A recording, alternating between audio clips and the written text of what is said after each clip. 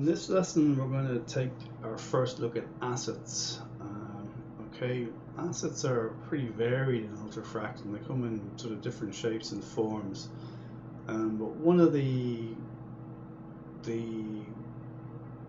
more useful things is the My Formula folder, which is set up, I think, by default in ultrafractal.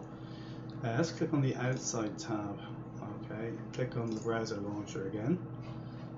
Okay, now what we ideally need to do here is to set up another folder within the library. So if we were to click on the library and right click it, go new folder, okay, with the new folder text selected, type in my formulae, hit return. Okay, let's toggle open the public database. Now what I want to do here is hand pick a handful of what I consider to be the most useful coloring algorithms in ultrafractal. By no means are they all, the most useful, but these ones that I use a lot. Okay, let's pick. I wonder if I can batch select. If I go click DMJ, it's Damien Jones 1, which there's a lot of stuff there. Okay, I have to do them one at a time. So it's, if I click Damien Jones, dmj.ucl, Command C, click on My Formula, Command V to paste it back in. LDM, Dennis Magar, LC, Command C, My Formula, Command V. LKM, Kerry Mitchell, Command C, My Formula, Command V. LKM3, also Kerry Mitchell, Command C, My Formula, Command V. Mark Townsend, MT.UCL, Command C, My Formula, Command V.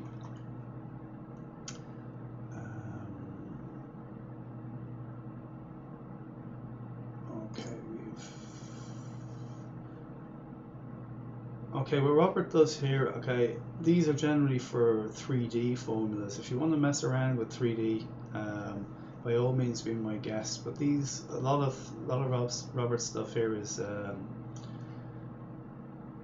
pertinent to those 3D formula.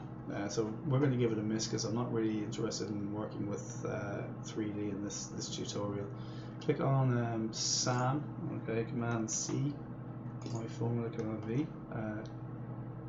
Toby Marshall, Command C, My Formula, Command V. A couple more down below. I want KCC, Command C, Command V. I want Joss, Command C, Command V. Okay, but what I may do is go over to formulas and do something with it as well. I want to make sure I have them all in here. Okay, I may not have. There's one I'm missing is RKB. I don't think I put it in there. It's because it's not finding RKB.UCL. There it is. Okay. C, V. Oops. Trying to paste it on myself. My Formula, Command V. Okay, that's it for the coloring. So you should have 10 in there. Okay. To cancel out of this, go into Formula. Open the launcher again. Okay, so what have I got in there? Okay, in Formula I've got nothing in there. Okay, so this is a common folder, but it's only going to show you what formula you have in there. Click on public. I want let me see. I know I use Damien Jones a fair bit, so Command C, Command V. I do use Mark, Command C, Command V. LDM command, possibly not. No, probably not. These are just some of the more, the more stacked ones, as you'd probably call them. Haven't worked that much with Kerry's. A few of them I think I have. But what I want down here particularly is JP. I'll explain to you why in a sec. There's some very useful commands. There's some very useful pixel formulae, which we don't work with that much, but they're very, very useful for texturing and for frames. And because we're going to be doing frames pretty much in the next lesson after we go through some of the assets, this is a useful one to have in there.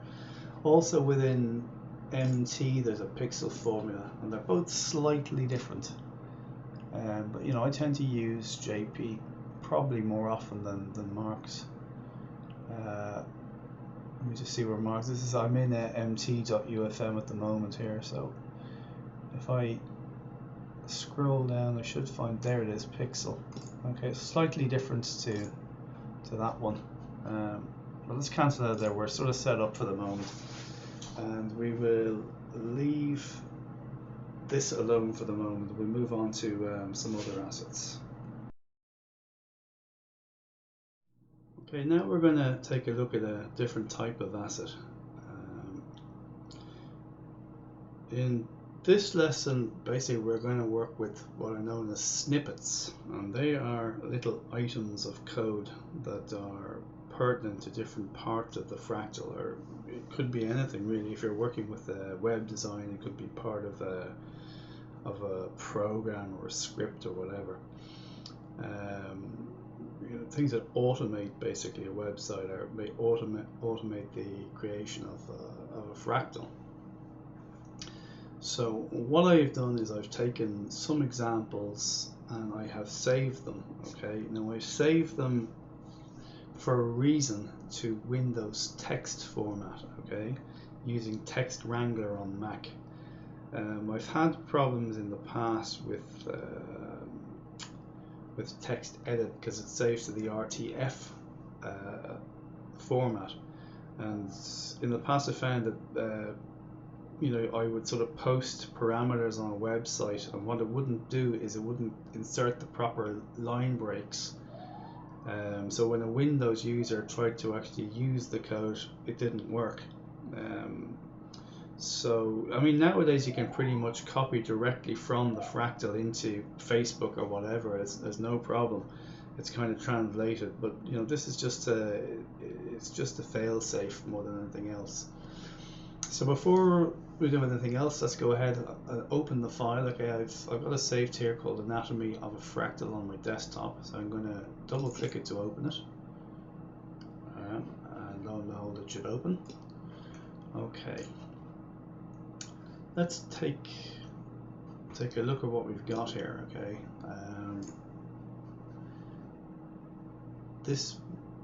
it's legible. Maybe I could go control. Yeah, I want to increase the text size a bit, so I need to select all, and I'm going to bring it up to 12. I just hit Command T with the document open to resize the text, resize the window a bit. Okay, what we have here, as I said, I've saved stuff basically. If I was in Formula, okay, what I did was I used you can use your Command Shift C if you remember that shortcut, or you can hit the drop down area copy, and just with a text editor open, in this case it's text edit, I just hit a Command Option V to paste it in. So I did it for layer 1, I did it for formula, location, gradient, and outside coloring, because we're only using outside coloring in this case. Okay, there are 2 layers in this fractal, and for the second layer I only copied the outside coloring and the gradient. Now why is that? Quite simply because all you do, if you copy layer 1, you're going to get the same location, in other words the same positioning, and the fractal information is going to be exactly the same as it was in the background layer as well. So, you know, rather than just, you know, copying all the code again, duplicating, I've kept it simple. So let's have a look. If we go back to the top of the text document, okay, the first entry I have here is formula. Okay, if we look at the second one, it's background location. The third one is gradient fractal background. Okay, so these all give you a clue basically what tags we need to click on to paste back into. So first of all, we're in formula. So if we click, we need basically everything from before the C to the last bracket inclusive. Okay, so we need to highlight all of that, drag, click to highlight it all. You can either go control click or right click copy, okay, or you can do command C. You don't need the option C because it's a text editor. It's just command C, click on the formula window, command option V, okay, and straight away it updates. The second entry, background location, so we go to location, okay, go back to the text, we highlight all the code for that, command C, click back in the location panel, command option V, okay. Third entry is gradient, so we need to open we'll highlight everything, command C, click in the fractal window. I haven't got the gradient editor open, so F4, okay. Okay, I didn't want to, so I see it, I mentioned in the earlier lesson about very sensitive, it's just it docks too easily. To the gradient window, command V, no, command option V. Okay, I've done something crazy there. Right click, paste. Oh yeah, there is no shortcut, so I've got to actually use the mouse. The outside coloring next. I'm using the mouse for that instead of command C. Outside. Okay, hide the gradient for a sec. Click on the outside coloring panel, command option V. Okay. Now we duplicate the layer. Okay, so it's copied the same location information I mentioned and the formula information. All we really are interested in changing here are the gradient and the outside coloring. So the first of these is the outside coloring. So if whoops, I missed the C there. So command C, outside coloring, command option V. Okay, and if you look at it, it's a doodad. So let's name the layer while we're here. Rename doodads. Okay, we can close with not quite. We need the gradient. So we'll highlight all the gradient code, right click copy, go back into the ultrafractal window. Again, it's docked on me. Right click, paste. Okay, and there we have it. We can now close the gradient panel. We're done with the text, so we can close that. And all that remains to be really done is the aspect here. I haven't copied the aspect across, which, you know, all you need to do basically is to go, this kind of looks a bit weird here. It was better in a portrait format, so we'll just change this to 480 by 640.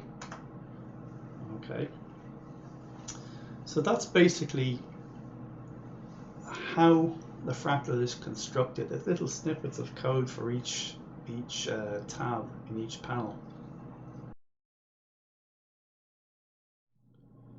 What you really see basically in posts on the mailing list, probably Facebook and elsewhere, are parameter snippets. They're not parameters, they're parameter files. They're snippets of code basically, which are copied to the clipboard or to a text editor, which can be made available on a cross-platform clipboard. To demonstrate basically what happens here, instead of actually going in, as I said, and copying using the drop down for each section, okay, we can copy the whole thing. Okay, you can then go ahead and compare this later on. I'll show you basically what we need to do here. Let's open text edit wherever it is. Have we even got it open? No, I'll open the document again. Let's create a new document. Okay, a new blank document. Okay. Okay, if we right click in the Fractal window, just click copy, then we click in the text editor and hit Command V. Okay, this is the code for this fractal. Okay. I want to check something here in settings. If I go Command, comma.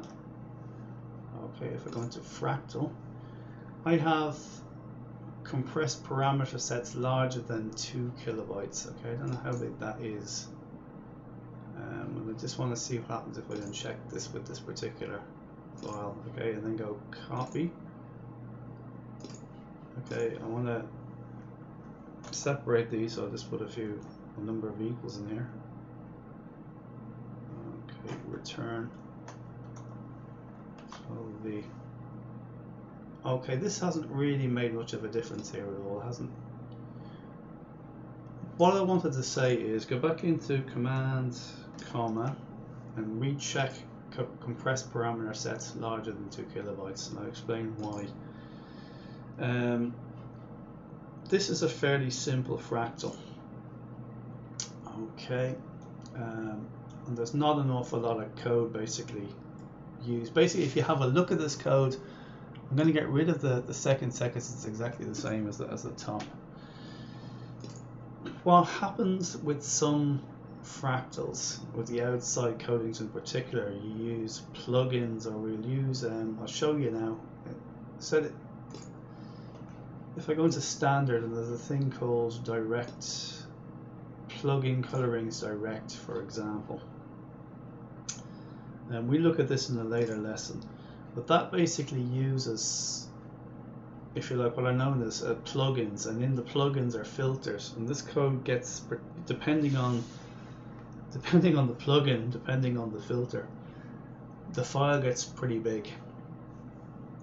So instead of having nice legible code like you're sort of seeing here, you get a lot of kind of illegible letters and stuff. It's kind of translated, encrypted into code, and it's condensed dramatically. Otherwise you're going to have a lot of code and it's quite heavy. So that's basically why it's very important to have that compress option switched, particularly if you're going to be sharing fractals with other people, or you know, to basically round robins, or whatever the case may be. So I'll show you sort of briefly, but we'll have a look at that perhaps later on in the tutorial, but just for now, just to be aware of it, okay? But what I'm going to do is I'm going to save this. I'm going to save this document as we're going to call it anatomy full. Okay, I'm going to include both of these text documents in the support folder, and you can compare the two. Basically, it's the information. Even if I if I can open them side by side here, you should be actually able to see the same information here. If you have a look at clipboard, have a look at the outside. You can have a look at this. This is layer 1. Entry, LDM doodads, etc. It's the same information, just all bundled into one.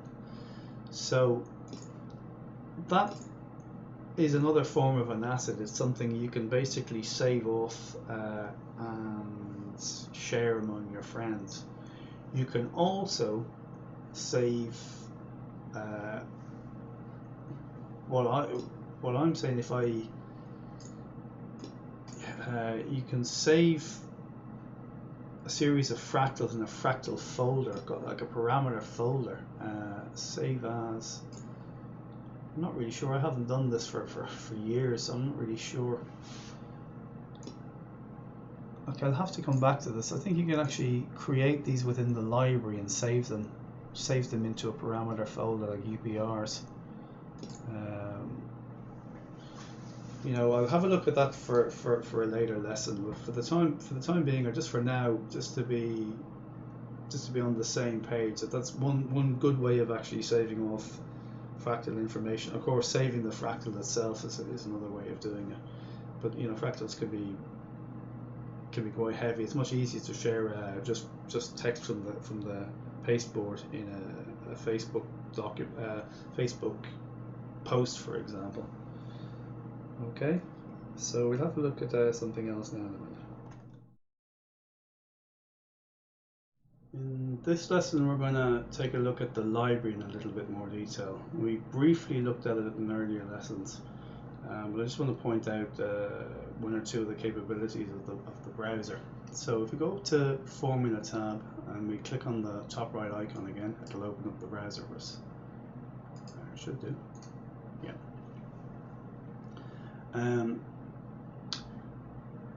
In previous versions of Ultrafractal, we did not have the luxury of getting these nice thumbnail views that you see now, and these are actually interactive.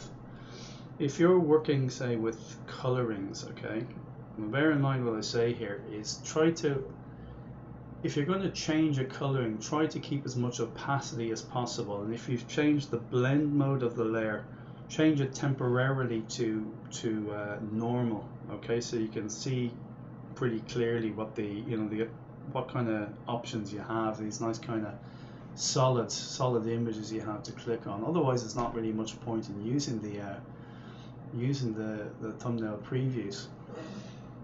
Okay, you can equally so turn this off and go into list view, but I mean that's something that I pretty much haven't used since Ultrafractal 3 or 4. So, you know, we keep it in thumbnail view here. What you see in the bottom here, apart from actually the thumbnail view of the fractal selected, for example, we selected Julia, that'll update. We generally get the coding down here. Not much really more I can say on this at the moment. There's a little bit more information here in the colorings, the coloring section. We'll have a look at that in a second. As previously mentioned up here, we can toggle off. We're in local library mode again at the moment, so that's basically we're within the library of Ultrafractal that's in your documents folder right now. If you toggle that, you get access to your whole computer. So if you have files stored elsewhere, you can browse to them. And then probably one of the most powerful items in the whole of the library is the search function. So click on the magnifying glass to bring up the search function or find formulas. Okay, let's have a look at, say, Julia. Okay, we see there's one Julia we just selected now here, but if you just type in the word Julia, click on find now, there are tons of them. Okay, this is a pretty fast way of finding stuff, but there's absolutely tons of them in there. You could type in ducky. I had somebody actually ask me a little while ago, you know, where do you find the ducky formula within Ultrafractal? Type in just ducky and click find now, and there you go. That's the easy way to find stuff. Okay, let's close out of this, cancel out of the browser for a second. We go to the outside coloring tab, or inside, whichever. Click on the browser launcher again. Okay, and as mentioned here, you generally find, again, you've got the code down here, you'll have a lot of comments, and with some of them you have helpful comments from the author, from the guy who wrote the code or the algorithms. It'll suggest basically some of the formula you can use these colorings with. And just to give you an example of what I was saying a second ago, what we'll do is we'll cancel out of here, we'll duplicate the layer. Okay, we're going to change the gradient by right clicking in the fractal window, gradient replace, and we'll replace it with psychedelic.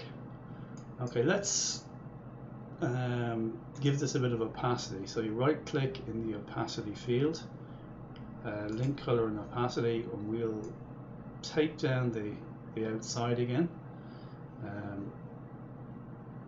We'll close the gradient browser for now. We'll change the blend mode to overlay and give it 50%. Okay.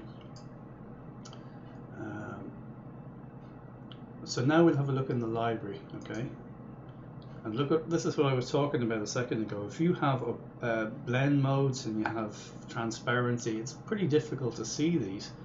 So cancel. What you could do is just duplicate the layer. Okay. Bring it up to normal, give it 100%, bring back your gradient browser, give that a little bit, very quick, give it full opacity. Now we'll click on the library, and there you have it, nice solid thumbnails to work with. You know, we'll select Gaussian integer, and there you are. So that's the library in a nutshell.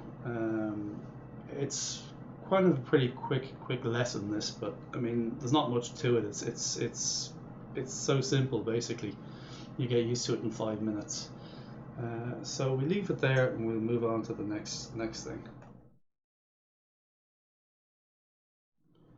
Okay, in this lesson we're going to take a look at masking.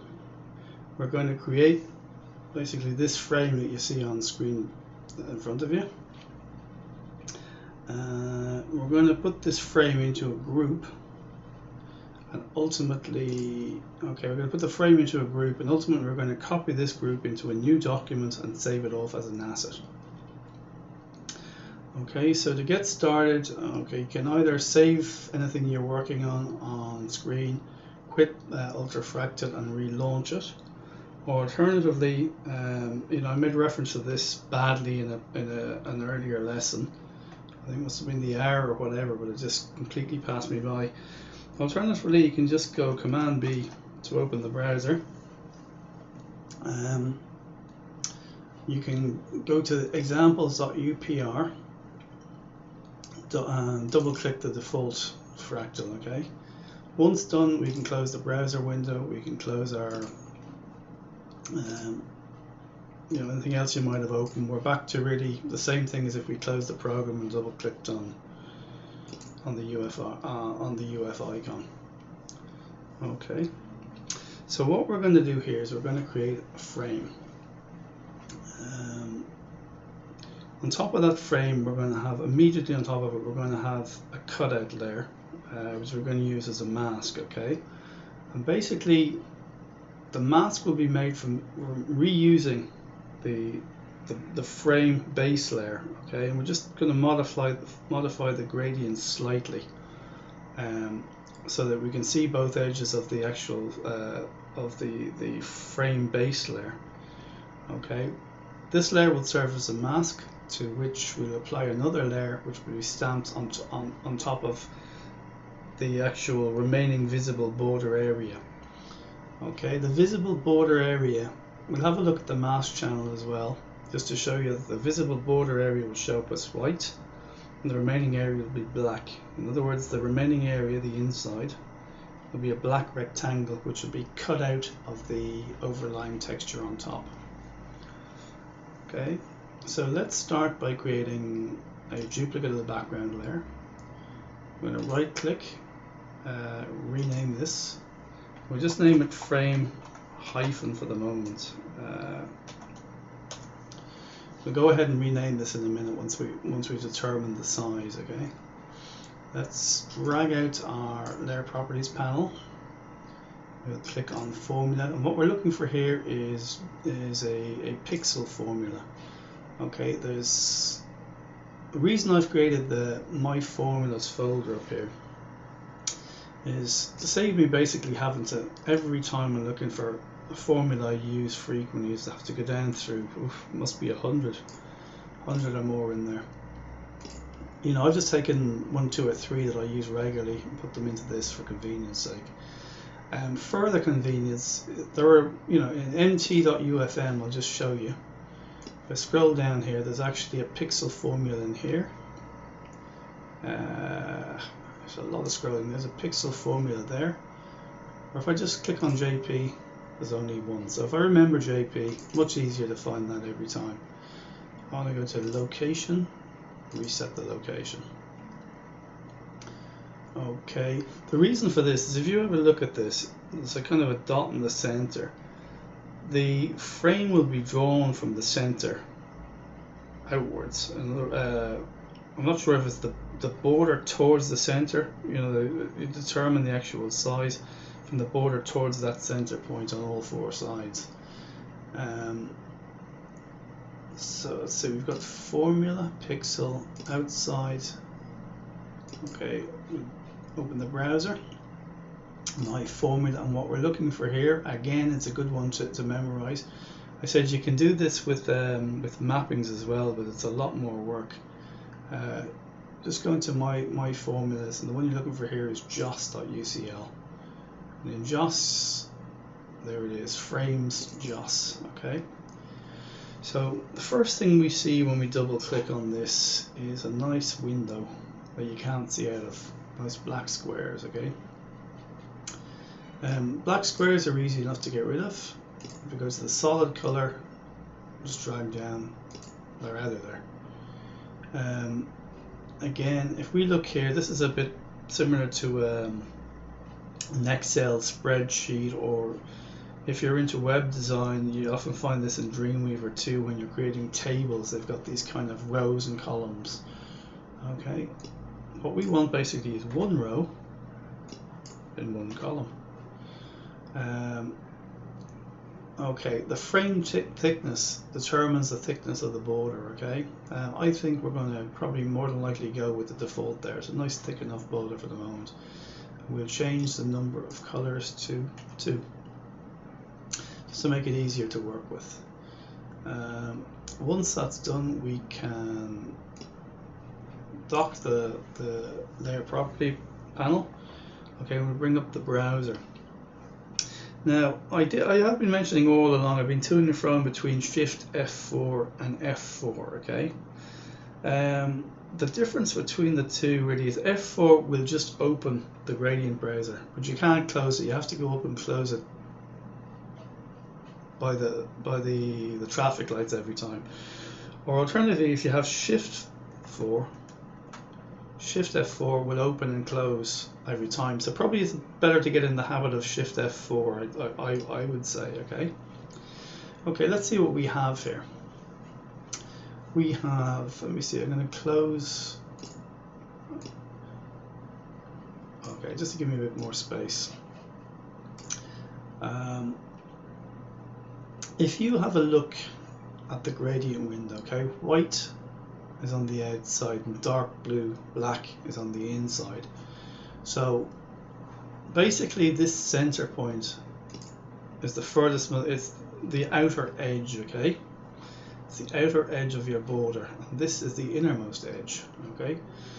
Let's make these edges, we'll give these edges a color, okay? We've got this selected, we'll give this a mid, something like a green color for the moment. We'll go back in and change these in a minute, okay? I'm going to go OK. Okay, to create a point is Command click in the graph. Oops, Command.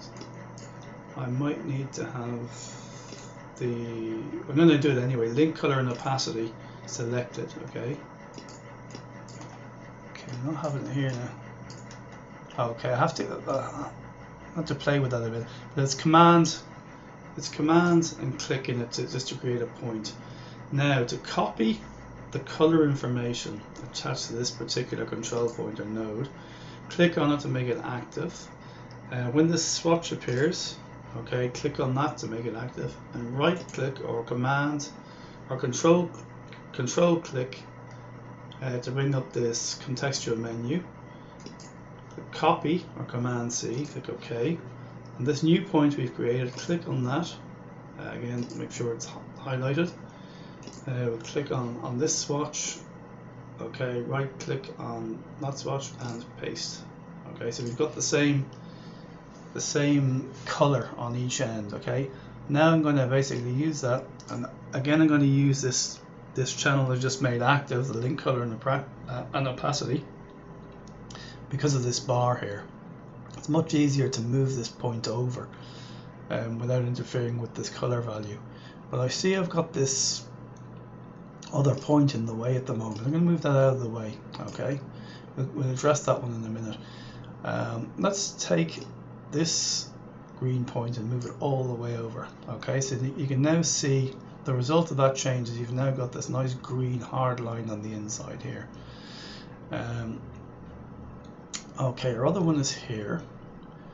Let's take, okay, these points here are kind of, we can use these, they're redundant, not doing anything at the moment. Okay, so let's take, say, this black point, and I want to move it over. Let me see, the position of this green point here, okay, is 168. Let's put this black directly under it, 168. Okay, 168. Okay, I can now take the 2 points. Okay, remember I want this green more or less on the outside. Actually, let's move this black 1 point and make it 169. Okay, just so as not to get confused. Okay, and we're going to drag these 2 points over by drag selecting the 2 until this green is on the outer edge. Okay. Okay, let's have a look at the position again. That's the position of the green point is 194. Let's make the black one. Try 194 or maybe 193.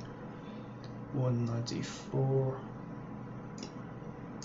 We'll make it 190. Okay, for the moment. Okay, so it's on the inside. Okay. Now we have this blue here. We've got. Let's create another point here by command clicking. Okay, this time it worked.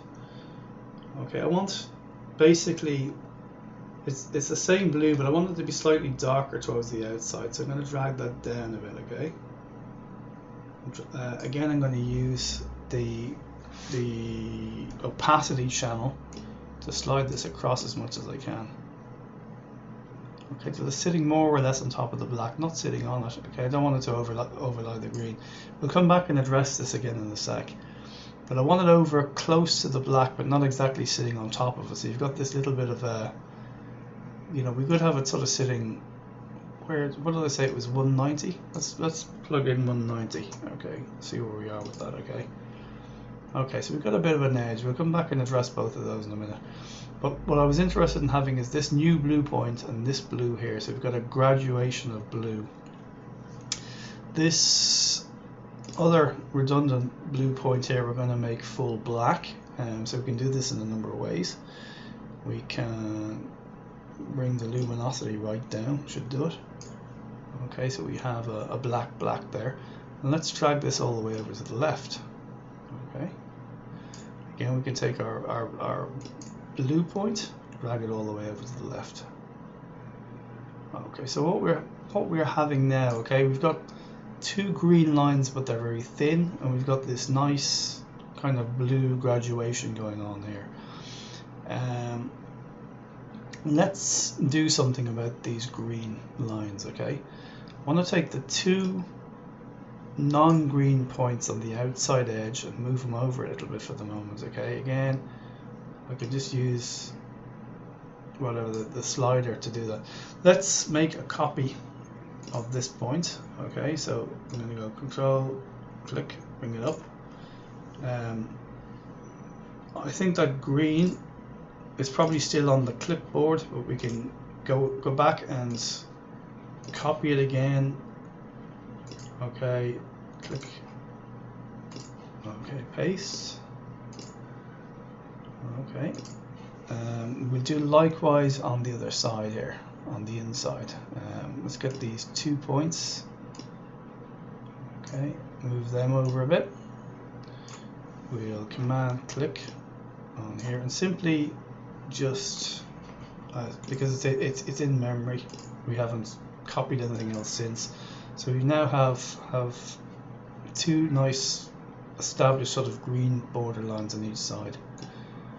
Okay, so we can bring our black back down, something like that. We can bring our on the other side. Okay, yeah, I've moved those 2, so I want to get these 2, move them back closer to the outside edge. Okay, so it's not shown as black. We could move that green over. Okay, so it takes a little bit of fiddling around, but I think you can see, you know, a bit of patience, but I think you can see really, you know, what's happening here. Again, as I said, this was the white outside, okay, and this was the, I think it was a bluish inside. Okay, now we've now basically made these green borders, and I'm seeing the inside is a bit thin, so what we'll do is we'll drag select these 3, just move it out a bit. Okay, that's a bit better. I can move our blue back a little bit. Okay, now what I said, I'm not happy. I want to change the color of this inside blue to red. So to go about that, okay, we're going to pick up the 2 blue points, which is this one and this one, I do believe. Okay, so command click to select the second point. You click one, command click to select the other. Okay, we're going to bring up the adjuster, command J. Play with the hue. Okay, that's affecting everything. That's because I haven't got select only clicked. Actually, no. Yeah, selection only. I need a selection only clicked. Okay. What I want is a kind of a nice red color. Something a bit like maybe a bit like that.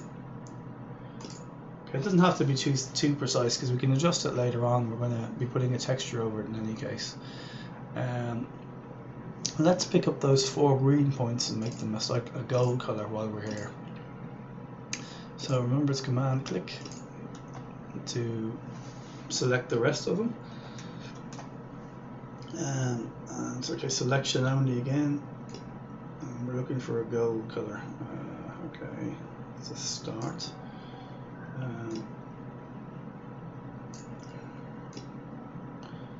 Okay, maybe I'll come back and change that red. Okay, that's way too dark. Okay, there's something nice.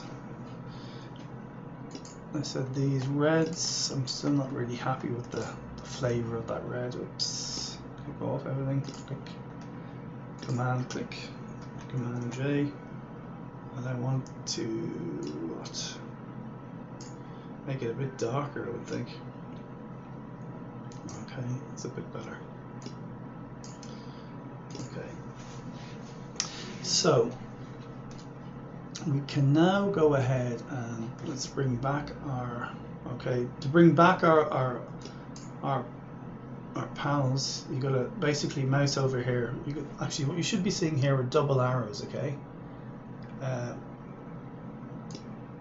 okay, should be there you go. There's a double arrow with a kind of a line going up, a vertical line, which is the selector for that edge to bring it back. Okay.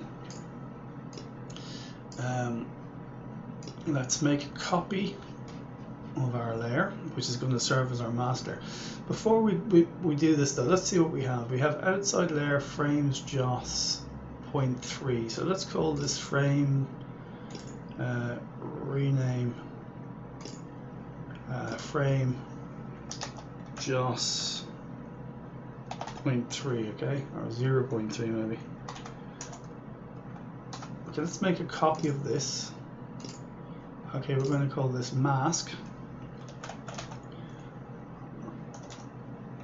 Okay, and we're going to call this is going to be a bit smaller. Okay, so we're going to call this mask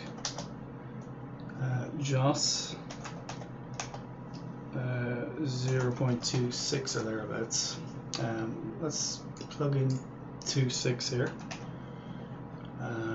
Okay, you can see kind of on screen, or if you've done this correctly, you can see the inside edge has shrunk slightly. In other words, you can see the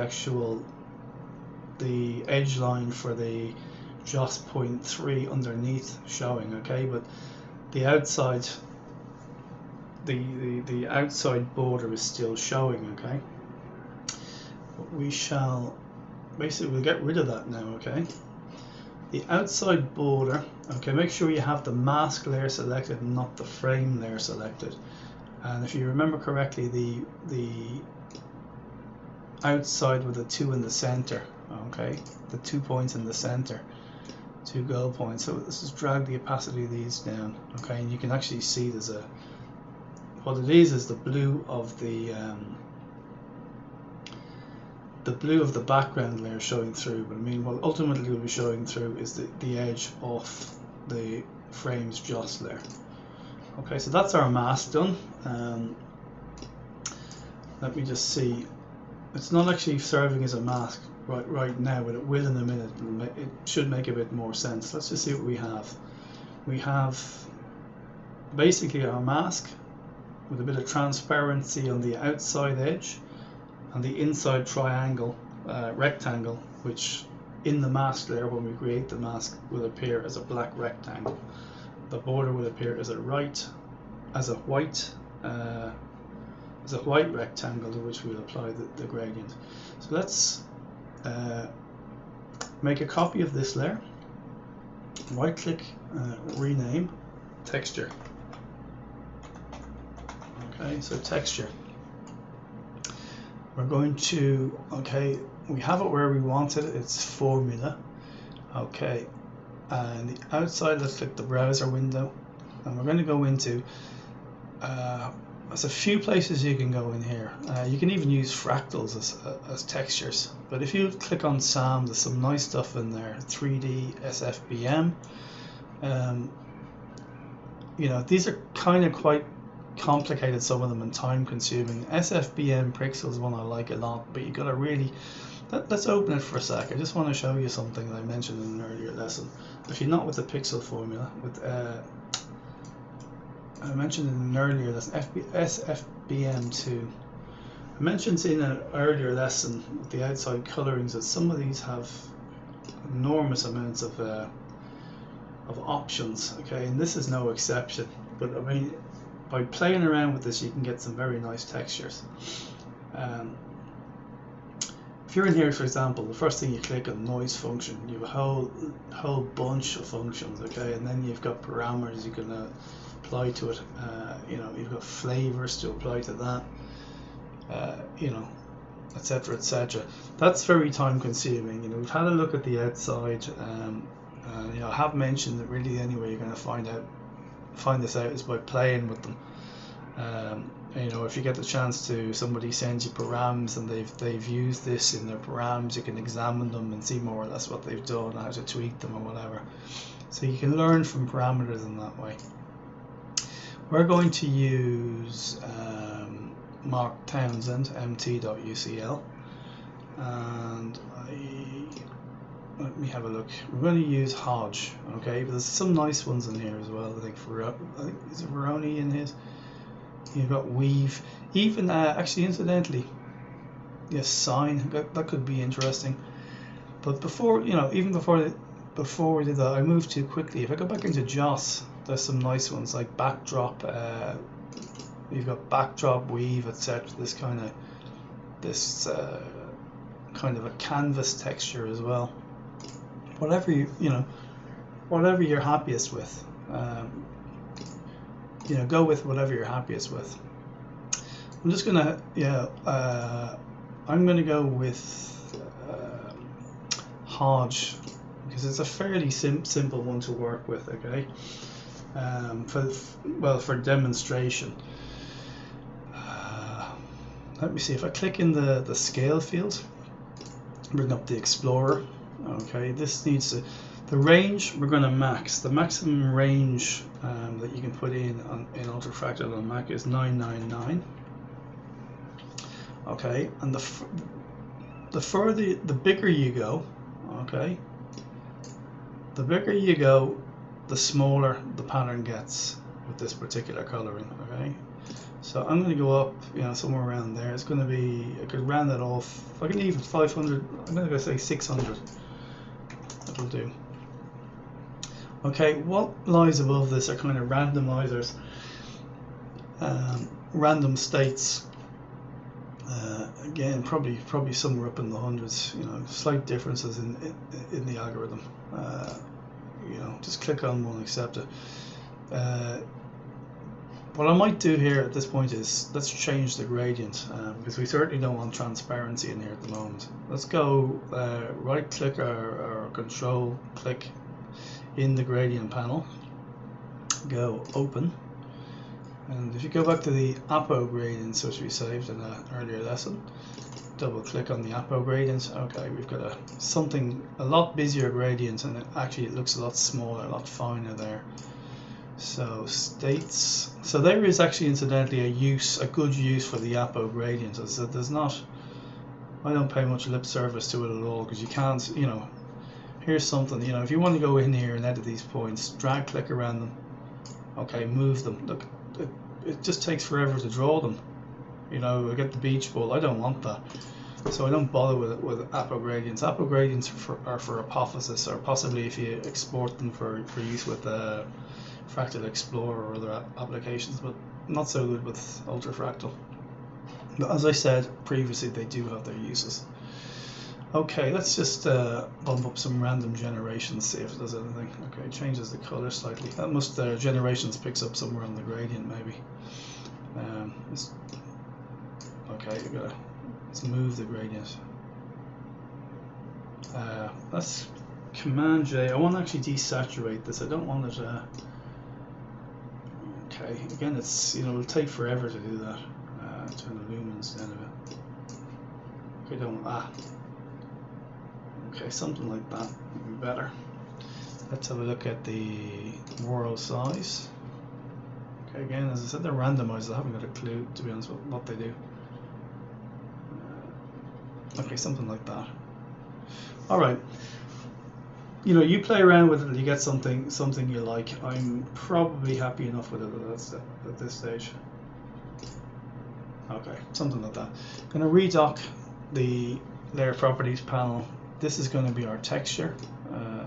You know, it's red. I still don't like that, so Command J. I want it to be. Let's have a look. Let's play with lumens a bit. Okay, okay, maybe blue, because it'll sit nicer just for blending. A different color would sit a bit better. Okay, here we're going to apply the mask. Okay, so let's click on the mask layer. Okay, now you can either right click and use this mask. You can do the Command Shift K, or you can click on this icon here. Okay, so we'll use this icon here.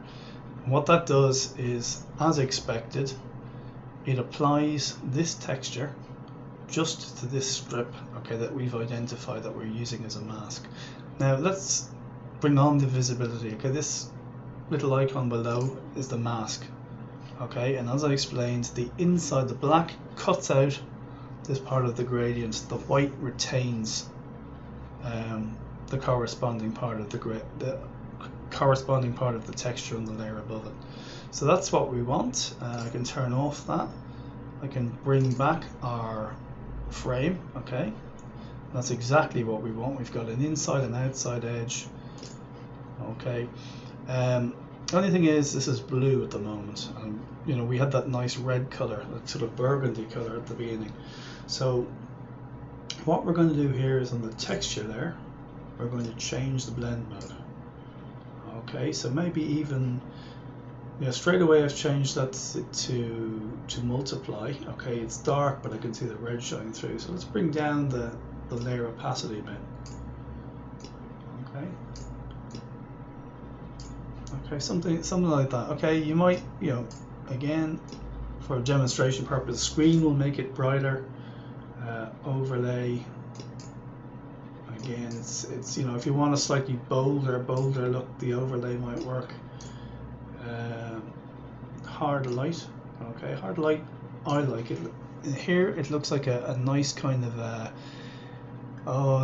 those textures, that kind of wallpapery texture, or even the kind of texture you'll find in a frame, you know. So this I'm happy with. Okay, I'm going to close the gradient browser. So now, as I said, we're not going to be needing the background layer. You know, we'll delete this in a second. Let us put these 3 layers into a group.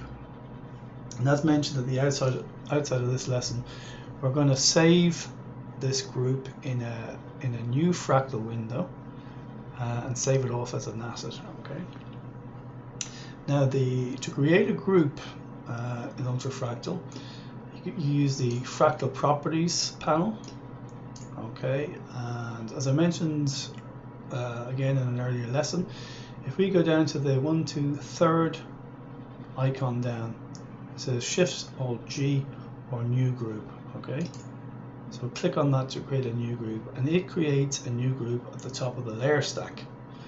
Okay, but if you actually toggle it on and off, it's nothing at the moment. It's just an empty container.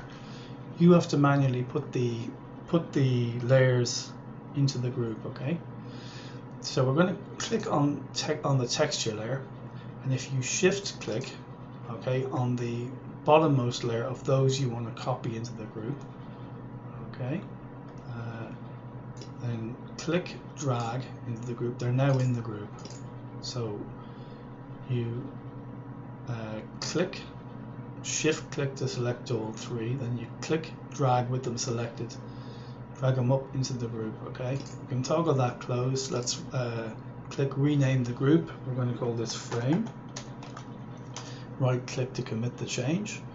Okay, now we're going to create a new Fractal window, or in fact we don't need to. What we can do here is, let's click on the background layer and delete it. Okay, and we're going to save this. Okay, you can save this into your, as I said before, if you go into Command A, you could create a new assets library in here. Okay, call it assets, and save it in there as frames. Okay, call it assets.upr. Or what I'm going to do here is I like to keep my assets separate from UPRs. Okay, so what I'm going to do here is I'm going to go File, I'm going to go Save As, I'm going to wait for the dialogues. I want to go into, I want to get this out of the way first of all, okay, which I can't, okay, cancel that. Let's get this out of the way for a second. So I'm going to go File, Save As. I want to go into Documents. I want to go into Ultrafractal. Okay, and I want to create a new folder in here, and I want to call this Assets. Okay, so Assets Create, and I want to save this as Frame. Okay, so we can now redock the layers palette. Let's close this all together. Okay. Okay, what we're going to do is we're going to create a new fractal. Just Command A. Or alternatively, what we could do is go Command B. Okay, just open up the defaults again. I want to minimize this window a little bit. Okay, I'm going to have to drag minimize. Let's close the browser library from it. Now we'll start just by opening the anatomy full RTF that I've included with this lesson. In the document window for anatomy full RTF, I'm just going to Command A to select everything, and then Command C Okay, this is basically Command C is copying all this information into the clipboard, which we can then paste onto our Fractal window.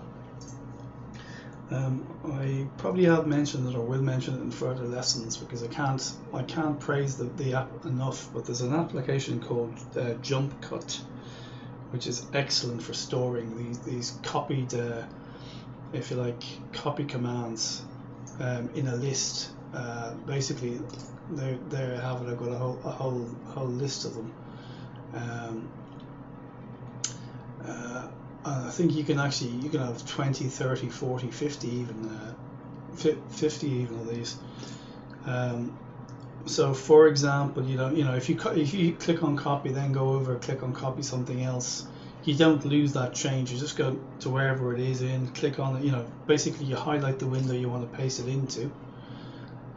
You highlight the window you want to paste it into, go up to jump cut, click on it, and it'll paste it into the window. Okay, here I have it basically copied. I'm going to right click, paste. Okay, and that'll bring us back to the Fractal we were working on earlier. We can then go ahead and close the text edit. If you remember, this was in a portrait format, not landscape, so basically the params hasn't copied the orientation correctly in this case. But it's no big deal. It's kind of like I mentioned before. It's something coming in from the library, possible, but it's no big deal really. It's no major issue to go ahead and change this. I've got my palms upside down. Image. Okay, I want this to be 480 by 640. Okay. Now what we're going to do is apply the frame that we've just created to this image. So I'm going to go File, Open. How far as new I want to be in. I want to be in Documents. I want to be Ultrafractal 5. I want to be Assets and Frame.ufr. Okay, there's our frame. Okay, I want to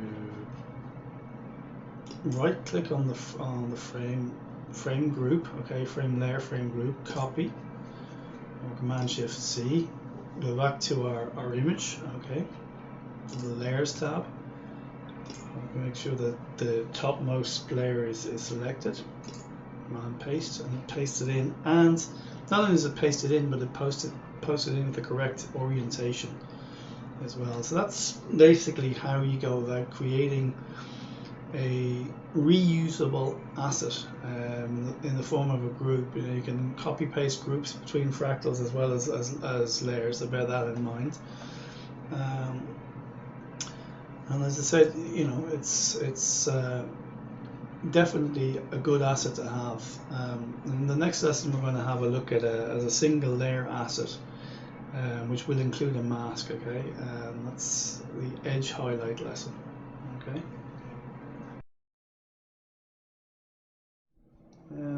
What I want to show you now is how we can use just a single layer as a valuable asset. That we can probably use with multiple fractals. Take for example marbles. Okay, I'm not going to go too much into the history of it, but with this video I'm going to include some resources. And once you're fairly confident and competent with the application, I suggest you check out a tutorial for creation of marbles. It's made by my friend Chris Martin, who goes by the name of Velvet Glove on DeviantArt. She's also, not so much now, but occasionally she sticks her head in on the Ultrafractal mailing lists, and you can make contact with her there. But once again, just check out marble tutorial on DeviantArt, and I'm sure you'll come across it. It's Velvet Glove is our username there. What we're going to do here is we're going to create a highlight for a marble, highlight edge or a rim, the lit rim of a marble. Like if you consider lighting in a kind of pseudo 3D object, you're going to have light coming in from one side of the marble and the other side's going to be in shadow. Then you're going to have a few sort of spotlights on top of it. We're just going to look at one element here in this lesson, okay? So I've gone back to our default setup, which we start most of the lessons with. What we're going to do straight away is we're going to go into the Formula tab, click on the browser, go to My Formulae, and go back to the JPUFM pixel formula, which I mentioned that we used in the last lesson. What we want to do is a bit off center. We're going to go to Location Reset. Then we're going to bring up the Gradient tab. Or sorry, we're going to go into Outside, and we're going to again bring up the browser. I'm going to toggle open. What I'm going to show you, actually I've already done it. If you go into the public folder, I forgot to include dmj3.ucl in the My Formulae collection, which I put together earlier. So just right click on it, copy, click on My Formula, right click, paste. Okay, since I've already done it, I'm not going to do it again. There it is, dmj3.ucl. And what we're interested in here is Orbitraps UF3. So double click on that, and it'll bring up a nice hypnotic set of circles here. Let's turn off repeat gradient, and then we've got something automatically we can work with. Now we look at the gradient browser again, or the gradient panel. What I'm interested in here is a solid disk and transparency around the outside. So what I want to do here is right click in the opacity field again, link color and opacity, click on the outside node. Okay, what I want to do here is I want to have a transparent node on each end, i.e. the outside and inside is sort of far away from each other as possible. So let's say we've got 5 nodes here, so we want 2 transparent. Okay, 3 top nodes. I want to click, drag around them to select all 3. Just drag them down in the luminance values so they're all black. Okay, then click anywhere outside the nodes to deselect them. Take the leftmost top node and drag it out to the left hand side. That will get rid of the center in the middle. If you recall, when we were doing the gradient lessons, I mentioned this kind of softness here. This is very evident here. But however, in this lesson we're not interested in softness, we want a hard edge here. So let's click on the topmost right node and drag it all the way out to the right. Okay, and there we have our first disk. Let's make a copy of this. Okay, and what we're going to call this is, we're going to right click on it, rename it edge highlight. Okay, now automatically we've got an issue here. Its highlights are not black, shadows are black. Let's go ahead and select those 3 topmost opaque nodes in the opaque field, and in the luminosity field just drag them up. Okay, I've only got 2 of them there. Let's grab the 3rd one, make sure we got that, and drag it up. So we've now got a white disk on top of a black disk. That's exactly what we want here. What we are looking for is a halo to start out with around the edge of this disk. So what we need to get rid of is really all the stuff in the center. So let's take those 2 leftmost nodes and drag the opacity down, because if you remember, the rightmost is the outside, the leftmost is the inside. Okay, I'm not too worried about the thickness of this just at the moment. Okay, we can come back and tweak that in a second. What I want to do is go back to the background layer, make a copy of it, right click, rename, EH for edge highlight, hyphen mask. Okay. I wanted to consider that we were making a marble, you know, with all those elements I previously mentioned, with like an outside, a drop shadow, outside shadow, a couple of highlights on here. Typically you'd have edge highlight, you'd have drop shadow, you'd have inner shadow. So with the inner shadow you'd have a IS mask. It's just, you know, so you can distinguish, in case you have any slippage, you can distinguish which mask is which.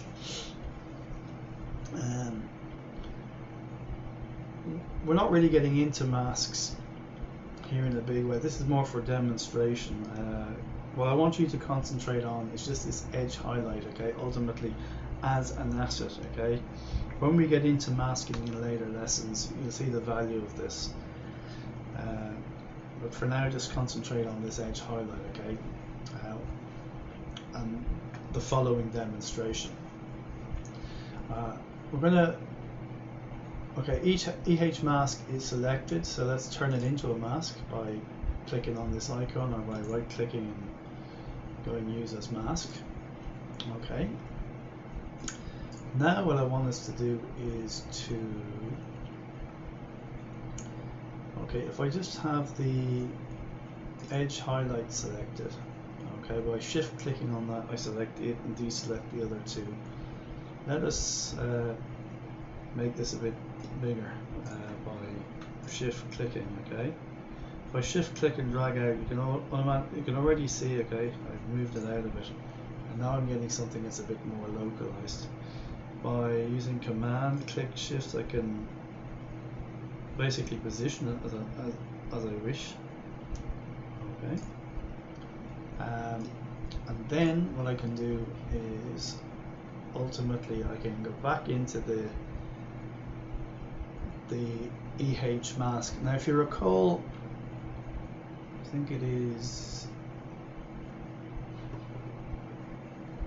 okay, let's take it out of mask mode for a sec, okay. Okay, that's fine. So back into mask, it's the top layer, the edge highlight mask, and it's this middle node, okay, which is causing this thickness. By dragging that out, you know, just until you're happy with it, you get this crescent I was talking about, this edge highlight. Your mask stays in place and it's cutting out basically the portion, it's leaving inside the portion of this crescent that we want to keep. In other words, that we want to use to create this this highlight effect. Okay, I'm interested only in this edge highlight, so I don't have to, every time I want to go in and make one of these highlights, I have to go in and recreate this I have to go in and recreate this disk, etc. This gradient. So what I want us to do is just click in and go back to location, okay, and click the reset. So it resets the location. I can now turn off this background layer and in fact delete it altogether. Okay, what we have is edge highlight with its mask in place. We can now go, we can close the gradient palette. We go to File, Save As. Okay, we're in Assets, and we're going to go to Edge Highlight. Okay, Edge Highlight is the file name. Okay, so we don't have to save the mask, okay, but I'm saving the mask so I don't have to create that again either. You know, take it away, you've got your disk. Put it back there, you know, and again, as I said, you can just drag this into, let's open let's, just for the sake of argument, open something we had open recently, like frame.ufr.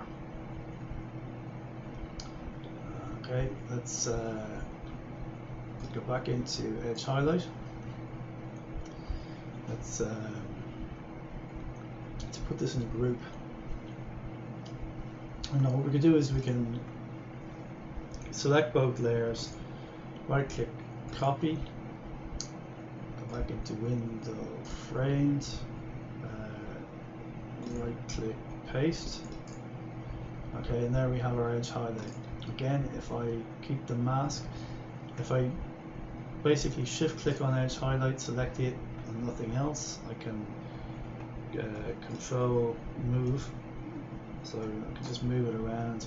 If I shift enlarge, there you go, you're getting this highlight effect there. Imagine you had a sphere under it. This is the basically, that's how easy it is. You don't have to keep creating it every time. You have a reusable asset. So that's it for this.